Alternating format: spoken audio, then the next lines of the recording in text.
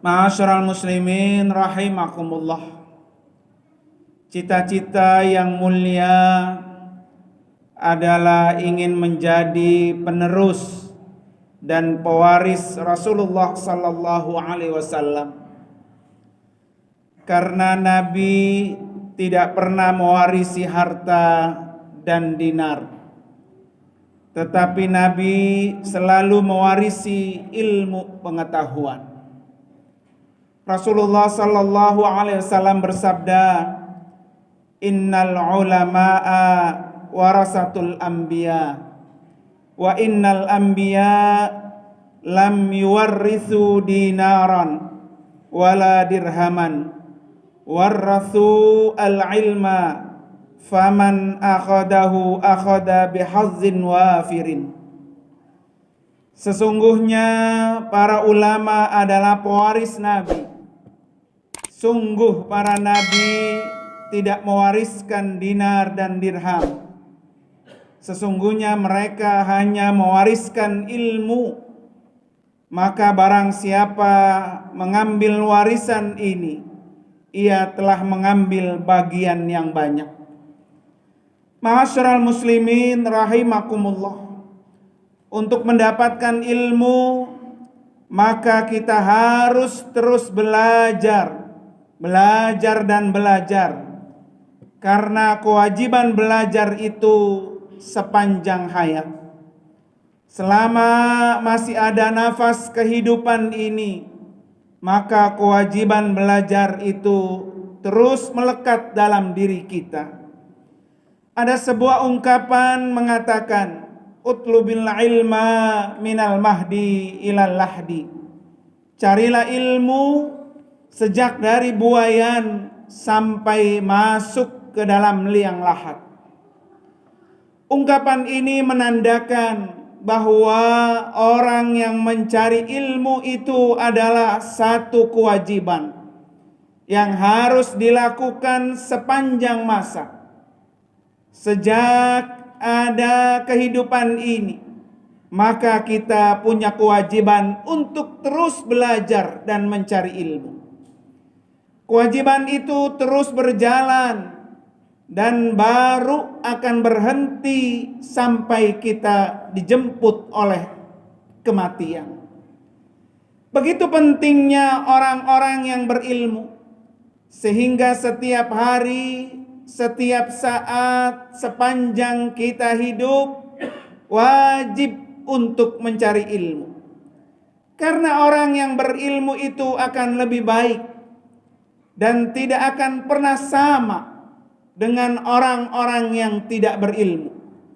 Allah Subhanahu wa taala berfirman, "Qul hal yastawil ladzina ya'lamun wal ladzina la ya'lamun." Katakanlah, apakah sama orang-orang yang berilmu dengan orang-orang yang tidak berilmu? Surah Az-Zumar ayat 9.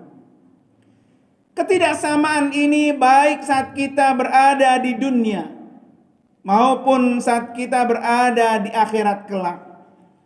Di dunia saja akan sangat terasa. Orang-orang yang tidak berilmu adalah orang-orang yang terkebelakang.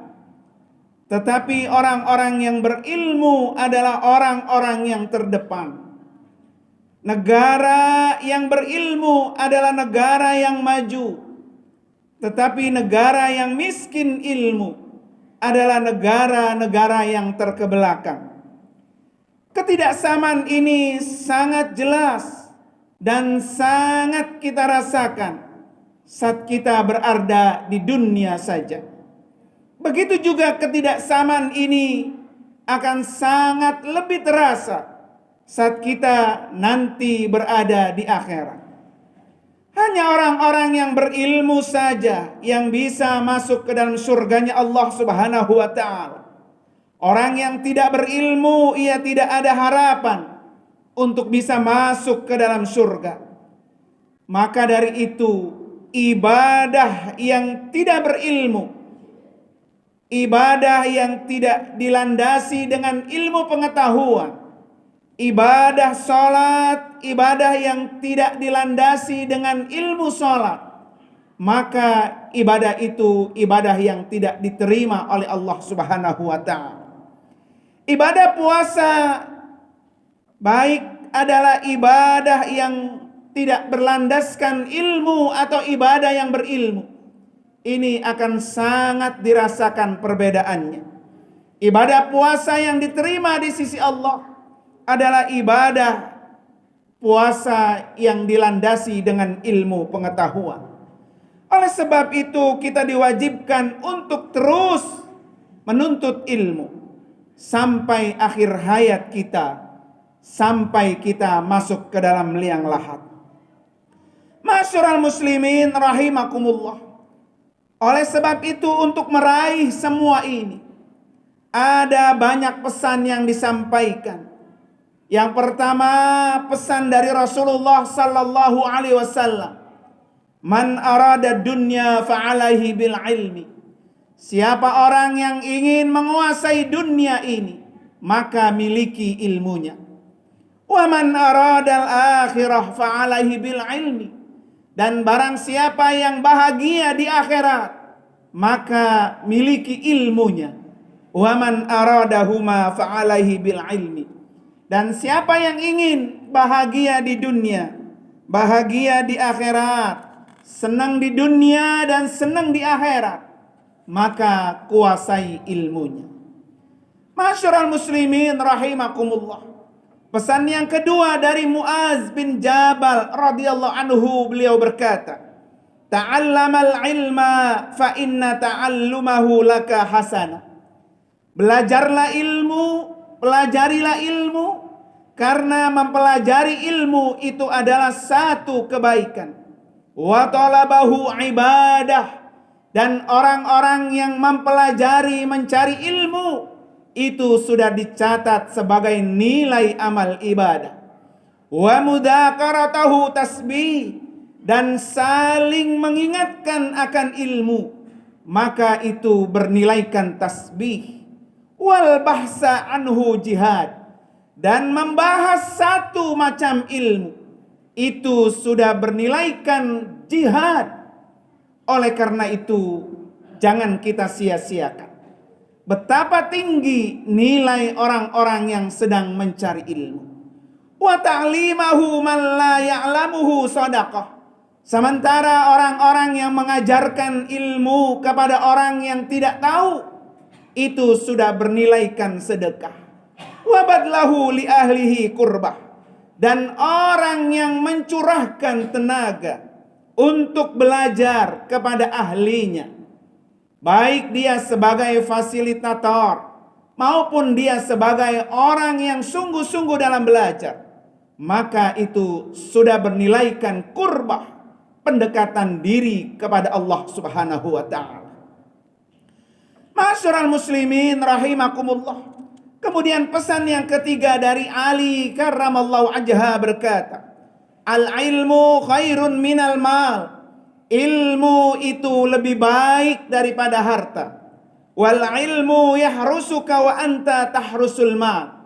Ilmu itu akan menjaga kamu, sementara kamu yang menjaga harta. Wal malu tunkisuhu an-nafaqah. Ilmu itu, harta itu akan berkurang ketika dibelanjakan.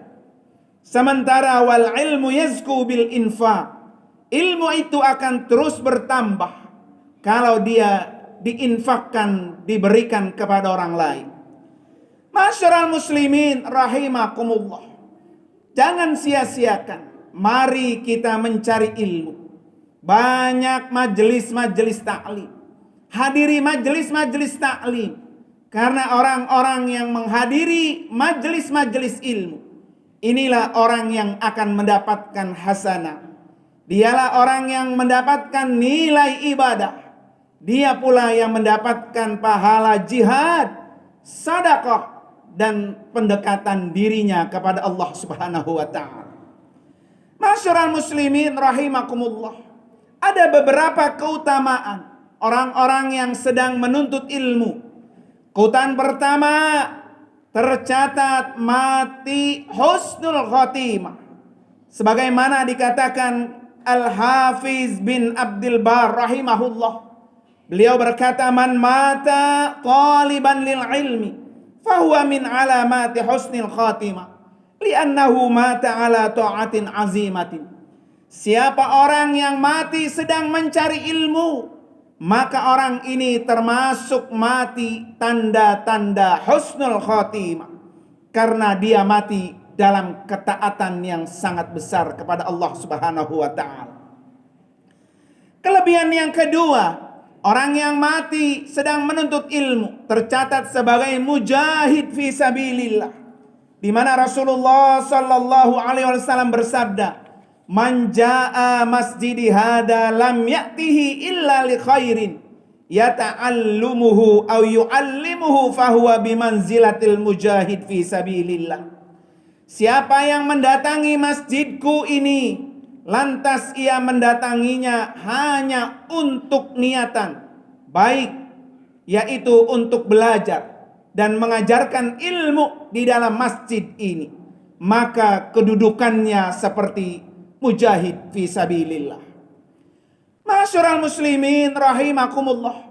Kemudian kelebihan yang ketiga, orang yang mati sedang menuntut ilmu, maka dia mati dimudahkan jalan menuju surga. Rasulullah sallallahu alaihi wasallam bersabda, "Man salaka tariqan yaltamisu fihi ilman, sahlahullahu lahu bihi tariqan ilal jannah." Barang siapa yang mati satu jalan untuk mencari ilmu, maka orang ini dimudahkan untuknya jalan menuju surga. Hadis riwayat Imam Muslim. Kemudian kelebihan yang keempat, majelis-majelis ilmu, majelis-majelis taklim adalah taman daripada taman surga. Rasulullah sallallahu alaihi wasallam bersabda, "Idza marartum bi riyadil jannah farta'u." Qalu ya Rasulullah, "Ma riyadul jannah?" Qala hilaqud dzikri. Apabila kalian berjalan melewati taman-taman surga, perbanyaklah berzikir. Kemudian para sahabat bertanya, "Wahai Rasulullah, apakah yang dimaksud dengan taman-taman surga itu?" Beliau menjawab, taman surga itu adalah halaqah, zikir dan majelis-majelis ilmu. Hadis riwayat Imam At-Tirmizi. Ma'asyiral muslimin rahimakumullah. Kewajiban mencari ilmu lebih utama dan lebih didahulukan daripada melakukan ibadah.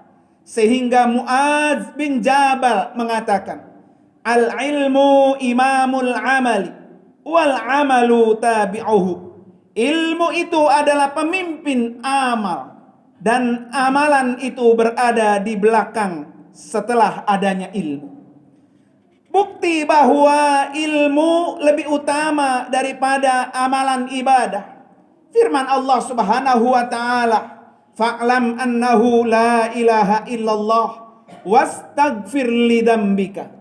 Maka ilmulah bahwasanya tiada disembah yang berhak selain Allah, dan mohonlah ampun bagi dosamu. Surah Muhammad ayat 9.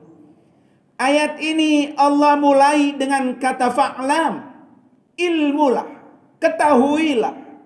Perintah untuk berilmu lebih dahulu. Setelah itu Allah baru sebutkan wastaghfir, memohon ampunlah, adalah amal perbuatan. Jadi mengetahui, berilmu terlebih dahulu baru melakukan amal ibadah. Sehingga orang-orang yang berilmu, Allah akan meninggikan derajatnya, baik di dunia maupun di akhirat, dengan beberapa derajat. Allah Subhanahu wa taala berfirman, "Yarfa'illahu alladhina amanu minkum walladhina utul ilma darajat." Allah akan meninggikan orang-orang yang beriman di antara kamu dan orang-orang yang diberi ilmu pengetahuan dengan beberapa derajat. Surah Al-Mujadalah ayat 11. Ma'asyiral muslimin rahimakumullah. Oleh karena itu, jangan pernah bosan-bosan untuk terus belajar, menghadiri majelis-majelis ilmu, menghadiri majelis-majelis taklim. karena belajar ilmu lebih utama dan lebih didahulukan daripada kita melakukan amal-amal ibadah.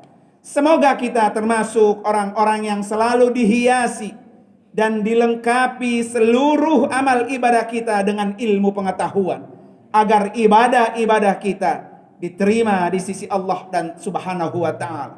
Dan kita selalu memohon kepada Allah agar diberi taufik dan hidayah.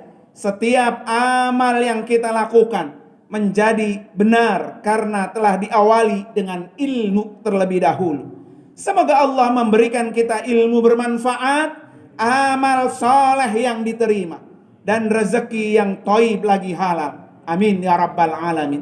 Barakallahu li wa lakum fil Qur'anil Karim wa nafa'ani wa iyyakum bima fihi minal ayati wa dzikril hakim wa taqabbala minni wa minkum tilawatahu innahu samil alim. Aqulu qawli hadza wa astaghfirullahal azim li wa lakum wa lisairil muslimina wal muslimat wal mu'minina wal mu'minat min kulli dhanbin fasnu wal ghafurur rahim.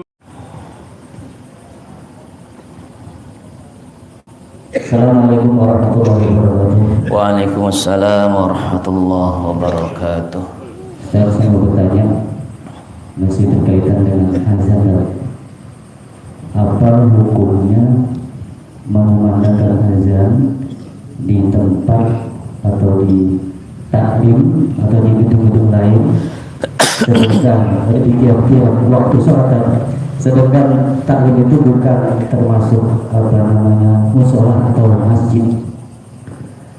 Dan apakah ada syarat-syarat atau tempat-tempat tertentu untuk azan dikumandangkan? Terima kasih. Assalamualaikum warahmatullahi wabarakatuh. Waalaikumsalam warahmatullahi wabarakatuh. Lihat hadis riwayat Bukhari pada Kitabul Adzan. Di sana ada seorang sahabat Nabi yang bernama Abdullah bin Abdurrahman bin Abi Sa'sa'ah. Beliau ini seorang pengembala kambing dan menggembalanya itu di padang pasir, Pak.